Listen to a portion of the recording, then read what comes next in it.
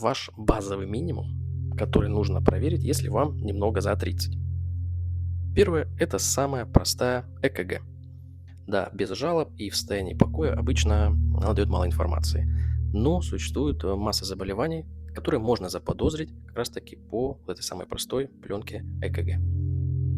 Следующее необходимое исследование– это измерение артериального давления. Для этого нужно взять тонометр мамы, бабушки, возможно, у соседей, и измерить давление с интервалом 2-3 минуты несколько раз подряд. Следующее, что нужно будет сделать, это сдать кровь на глюкозу и холестерин. Касаемо холестерина, желательно сдавать сразу липидограмму, то есть развернутый анализ, где будут либо протеиды низкой плотности, высокой плотности, так называемый плохой и хороший холестерин. Также необходимо будет измерить окружность талии. Для этого берем сантиметровую ленту и измеряем окружность талии. Соответственно, для мужчин норма – это менее 94 сантиметров, для женщин – менее 80.